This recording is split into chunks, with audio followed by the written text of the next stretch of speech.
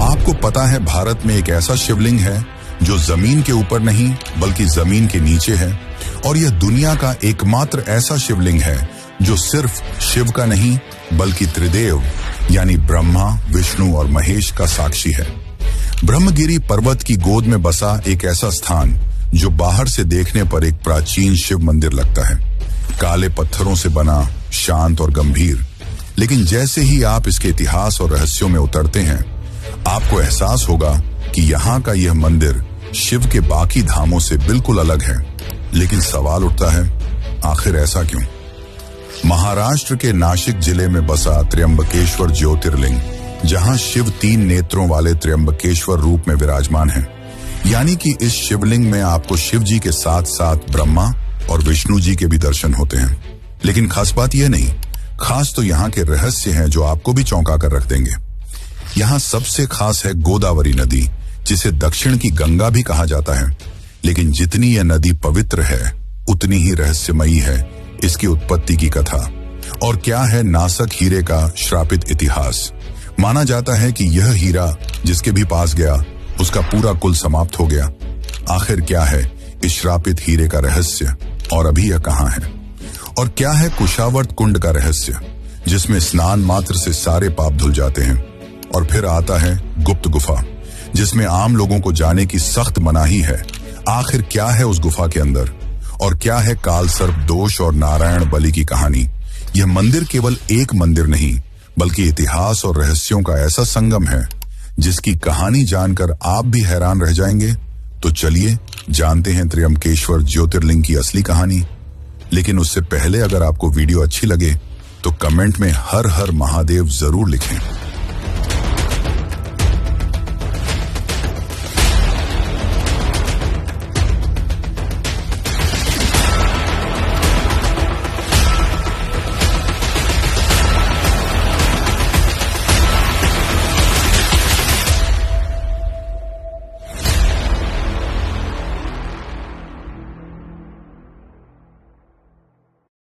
आज से हजारों साल पहले इस स्थान पर एक घना जंगल हुआ करता था। ब्रह्मगिरी पर्वत के आसपास का यह क्षेत्र महान ऋषि मुनियों की तपोभूमि माना जाता था, और यहीं गौतम ऋषि भी अपनी पत्नी अहिल्या के साथ निवास किया करते थे। वे साधारण जीवन जीते थे, वनों में निवास करते थे और वहां हर किसी की मदद करते थे। लेकिन एक समय इस क्षेत्र में भारी अकाल पड़ा और धरती सूखने लगी।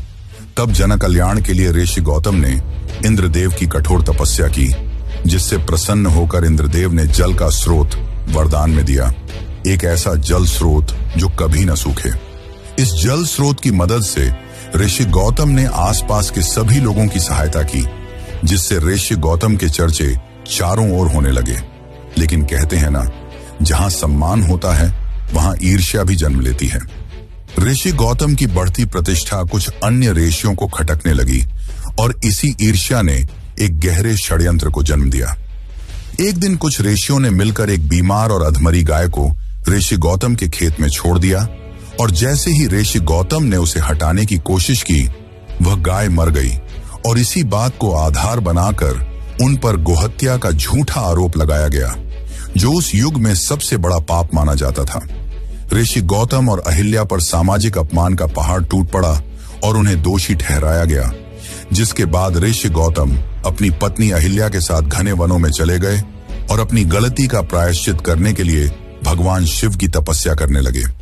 अंततः उनकी भक्ति से प्रसन्न होकर भगवान शिव प्रकट हुए और उन्होंने कहा, ऋषि गौतम, आप निर्दोष हैं और यह पूरा प्रसंग ईर्ष्या से रचा गया षड्यंत्र था, इसलिए आपको गोहत्या का कोई पाप नहीं लगा है। इसके बाद ऋषि गौतम के मन को शांति मिली और साथ ही भगवान शिव ने उन्हें वरदान मांगने को कहा।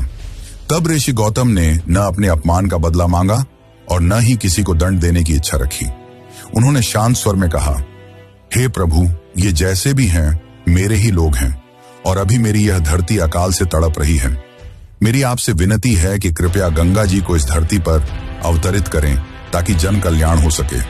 भगवान शिव अत्यंत प्रसन्न हुए और गंगा को गोदावरी के रूप में यहाँ प्रकट होने का वरदान दिया, जिस कारण यहाँ की गोदावरी को आज दक्षिण की गंगा कहा जाता है। लेकिन कहानी यहीं समाप्त नहीं होती। गंगा तो गोदावरी के रूप में यहाँ अवतरित हुई, पर उनकी भी एक मांग थी कि वे शिव जी के बिना यहाँ निवास नहीं करेंगी, जिसके पश्चात शिव जी ने भी यहाँ निवास किया और इस प्रकार यहाँ एक ज्योतिर्लिंग प्रकट हुआ और आज हम इस क्षेत्र को त्र्यंबकेश्वर के नाम से जानते हैं। लेकिन क्या आपको पता है कि जो आज आप यह मंदिर देखते हैं उसका निर्माण किसने कराया और क्या हुआ जब औरंगजेब ने इस मंदिर को ध्वस्त कर दिया? और सबसे रहस्यमयी है नासक मणि की कहानी। तो चलिए अब जानते हैं इसके निर्माण का असली इतिहास। शिवलिंग के प्रकट होने के बाद यह स्थान धीरे धीरे प्रसिद्ध होने लगा और यहाँ एक भव्य मंदिर का निर्माण कराया गया। समय बीता और फिर 17वीं शताब्दी में जब भारत मुगल शासन के अधीन था और 1690 में मुगल शासक औरंगजेब आलमगीर ने अपनी कठोर धार्मिक नीतियों के चलते कई हिंदू मंदिरों को तबाह किया और त्र्यंबकेश्वर मंदिर भी इसकी चपेट में आ गया। प्रसिद्ध इतिहासकार सर जदुनाथ सरकार ने अपनी किताब हिस्ट्री ऑफ औरंगजेब में इस घटना का विस्तार से वर्णन किया है। उनकी सेना ने न केवल मंदिर को क्षतिग्रस्त किया और मूर्तियों को तोड़ा, बल्कि इस पवित्र स्थल का अपमान करते हुए मंदिर के ऊपर एक मस्जिद का गुंबद भी बनवा दिया। इतना ही नहीं, उसने नासिक शहर का नाम बदलकर गुलशनाबाद रख दिया था। यह वह दौर था जब इस धाम की आध्यात्मिक आभा पर एक गहरा साया मंडरा गया। फिर समय का चक्र घूमा और 18वीं शताब्दी आते आते मुगल कमजोर होने लगे और मराठा साम्राज्य का उदय हुआ। मराठा सम्राटों ने मुगलों को हराकर इस क्षेत्र को वापस हासिल किया और इसका नाम फिर से नासिक रख दिया। और फिर आया वह गौरवशाली पल जब इस मंदिर का पुनः निर्माण हुआ। तीसरे पेशवा सम्राट श्रीमंत नाना साहेब पेशवा, जिन्हें बालाजी बाजीराव के नाम से भी जाना जाता है, उन्होंने इस मंदिर का पुनर्निर्माण कराया। सन 1755 से 1786 के बीच लगभग 31 सालों की लंबी अवधि में उन्होंने इस मंदिर का भव्य पुनर्निर्माण करवाया। कहा जाता है कि इस काम में उस जमाने के लगभग 16 लाख रुपए खर्च हुए। आज के हिसाब से देखें तो यह रकम सैकड़ों करोड़ रुपए से भी ज्यादा बनती है। मंदिर को दक्षिण भारत की स्थापत्य कला के अनुरूप काले पत्थरों से बनवाया गया, जो आज भी इसकी मजबूती और भव्यता की कहानी बयान करते हैं। चौकोर मंडप, ऊंचे शिखर और जटिल नक्काशी, यह सब उस समय के कारीगरों के अद्भुत हुनर का सबूत है। नाना साहेब पेशवा ने न सिर्फ मंदिर बनवाया, बल्कि उन्होंने इसे अनमोल रत्न और आभूषण भी दान किए, जिनमें से एक था वह प्रसिद्ध नासक हीरा। तो चलिए अब जानते हैं नासक हीरे का श्रापित इतिहास। लेकिन उससे पहले कृपया करके इस वीडियो को लाइक जरूर करें। त्र्यंबकेश्वर से जुड़ा एक ऐसा रहस्य है जो आस्था और इतिहास से होकर भय तक पहुंचता है। यह कहानी है नासक हीरे की। माना जाता है कि 16वीं या 17वीं शताब्दी के आसपास नासक हीरे को दक्षिण भारत की गोलकुंडा की खदानों से निकाला गया था। यह वही खदान थी जहां से कोहिनूर हीरा भी निकला था। इसके बाद यह नासक हीरा मुगल सत्ता के हाथों में गया और माना जाता है कि उस समय यह लगभग 90 कैरेट का था। इसके बाद 18वीं शताब्दी में जब मराठाओं ने मुगलों को हराया तो यह हीरा उनके हाथ आया और उन्होंने इसे त्र्यंबकेश्वर मंदिर को अर्पित कर दिया। फिर कुछ स्थानीय लोक कथाओं के अनुसार इसे भगवान शिव की मूर्ति की एक आंख के रूप में स्थापित किया गया था। माना जाता है कि इस दौरान मराठा शासकों को राजनीतिक अस्थिरता, युद्ध और आंतरिक संघर्षों का सामना करना पड़ा, जिसे इस हीरे की श्रापित शक्ति से जोड़ा गया। इसके बाद साल 1817 से 1818 के बीच एंग्लो मराठा युद्ध में पेशवा बाजीराव द्वितीय की पराजय हुई और यह हीरा ब्रिटिश ईस्ट इंडिया कंपनी के हाथ लग गया, जिसके बाद इसे लंदन ले जाया गया। लंदन में इस हीरे को प्रसिद्ध ज्वेलर्स रंडल एंड ब्रिज ने खरीदा और यही वह समय था जब हीरे को पहली बार तराशा गया, जिससे इसका वजन 90 कैरेट से घटकर 43 कैरेट ही रह गया। और यह वही क्षण था जब इस हीरे की भारतीय पहचान लगभग समाप्त हो गई। तराशे जाने के बाद यह हीरा ड्यूक ऑफ वेस्टमिंस्टर के पास पहुंचा और माना जाता है कि इस अवधि में उनके जीवन में कई आर्थिक और पारिवारिक समस्याएं बढ़ी। यहीं से पश्चिमी दुनिया में इस हीरे के श्रापित होने की कहानियां प्रचलित होने लगी। इसके बाद भी यह हीरा कई हाथों में गया और उनसे भी कुछ ऐसी ही कहानियां सुनने को मिलती हैं, जो इस हीरे को अशुभ और श्रापित बताती हैं। इन सब के बाद यह हीरा 20वीं शताब्दी में प्रसिद्ध अमेरिकी जौहरी हैरी विंस्टन के पास पहुंचा। उन्होंने इसे और तराशा। उसके बाद यह हीरा एडवर्ड हेड नामक कलेक्टर के पास गया। 1970 के दशक के बाद से इस हीरे की सार्वजनिक जानकारी लगभग समाप्त हो जाती है। आज के समय में नासक हीरा किसी संग्रहालय में प्रदर्शित नहीं है और न ही किसी शाही खजाने का हिस्सा है। माना जाता है कि यह किसी निजी कलेक्टर के पास है, पर इसकी सटीक जानकारी किसी के पास नहीं है। वैसे मित्रों, क्या आपको पता है कि इस नासक हीरे से भी ज्यादा रहस्यमयी है यहाँ की गुफा, साथ ही यहाँ का ज्योतिर्लिंग, जो भारत के सभी ज्योतिर्लिंगों से अलग है। और क्या है गोदावरी कुंड का रहस्य, तो चलिए अब इन सभी रहस्यों को भी जान लेते हैं। त्र्यंबकेश्वर मंदिर में प्रवेश करते ही सबसे गहरा प्रभाव उसके गर्भगृह का पड़ता है। जो भी भक्त इसके दर्शन करता है उसे सबसे पहले एक बात अचंभित करती है। यहाँ शिवलिंग भूमि के ऊपर नहीं बल्कि भूमि के नीचे स्थित है। जब भक्त गर्भगृह में शिवलिंग के दर्शन करते हैं तो उन्हें ध्यान से देखने पर 3 सूक्ष्म लिंग स्पष्ट रूप से दिखते हैं। इन्हीं 3 लिंगों को त्रिदेव, ब्रह्मा, विष्णु और महेश का प्रतीक माना जाता है। यही कारण है कि त्र्यंबकेश्वर को त्रिमुखी ज्योतिर्लिंग कहा जाता है। भारत के 12 ज्योतिर्लिंगों में यह एकमात्र ऐसा स्थान है जहां शिव एक साथ सृष्टि, संरक्षण और संहार तीनों शक्तियों का प्रतिनिधित्व करते हैं। यही कारण है कि यहाँ दर्शन को केवल एक धार्मिक क्रिया नहीं बल्कि एक गहरे दार्शनिक अनुभव के रूप में देखा जाता है। इस शिवलिंग की एक और अनोखी विशेषता है निरंतर जल प्रवाह। त्र्यंबकेश्वर का ज्योतिर्लिंग हमेशा जल में डूबा रहता है। गर्भगृह में लगातार जल बहता रहता है, मानो शिव स्वयं अभिषेक की अवस्था में हो। यह जल कभी सूखता नहीं और इसे भगवान शिव की निरंतर उपस्थिति और कृपा का प्रतीक माना जाता है। एक और खास बात यह है कि हर सुबह पूजा के बाद शिवलिंग पर विशेष पंचमुखी मुकुट चढ़ाया जाता है, जो शिव के 5 स्वरूपों का प्रतीक माना जाता है। वैसे त्र्यंबकेश्वर की पवित्रता केवल मंदिर के गर्भगृह तक सीमित नहीं है। यहाँ की वास्तविक आत्मा तो उस स्थान को माना जाता है जहाँ से गोदावरी नदी का उद्गम हुआ था, और वह है कुशावर्त कुंड। मंदिर परिसर से कुछ ही दूरी पर स्थित यह कुंड देखने में भले ही शांत और साधारण लगे, लेकिन इसके पीछे छिपी कथा त्र्यंबकेश्वर के रहस्य को और भी गहरा कर देती है। पौराणिक मान्यताओं के अनुसार गोदावरी नदी पहले स्थिर नहीं रहती थी। वह ब्रह्मगिरी पर्वत से प्रकट होकर बार बार लुप्त हो जाया करती थी, जिससे ऋषि मुनियों और स्थानीय लोगों को भारी कष्ट होता था। तब ऋषि गौतम ने अपनी तपस्या और साधना के बल पर एक प्रतीकात्मक उपाय किया। उन्होंने कुशा यानी पवित्र घास का उपयोग करके गोदावरी के प्रवाह को बांध दिया ताकि वह इस स्थान को छोड़कर न जाए। यही कारण है कि इस कुंड को कुशावर्त कहा गया, वह स्थान जहां गोदावरी को स्थायित्व मिला। माना जाता है कि कुशावर्त कुंड में स्नान करने से मनुष्य के पापों का क्षय होता है और आत्मिक शुद्धि प्राप्त होती है। विशेष रूप से कुंभ मेले के दौरान इस कुंड का महत्व और भी बढ़ जाता है। जब नासिक में सिंहस्थ कुंभ का आयोजन होता है, तब सबसे पहले शैव संप्रदाय के अखाड़े यहीं स्नान करते हैं। साथ ही लाखों श्रद्धालु यहां स्नान करते हैं, इस विश्वास के साथ कि गोदावरी की एक बूंद भी जीवन को पवित्र बना सकती है। लेकिन त्र्यंबकेश्वर की परंपराएं केवल तप और स्नान तक सीमित नहीं है। यहाँ शिव का वैभव और राजसी स्वरूप भी उतनी ही गहराई से प्रकट होता है, और इसका सबसे भव्य उदाहरण है शाही सवारी। ये कोई साधारण यात्रा नहीं बल्कि भगवान शिव के राज्याभिषेक जैसा दिव्य दृश्य होता है।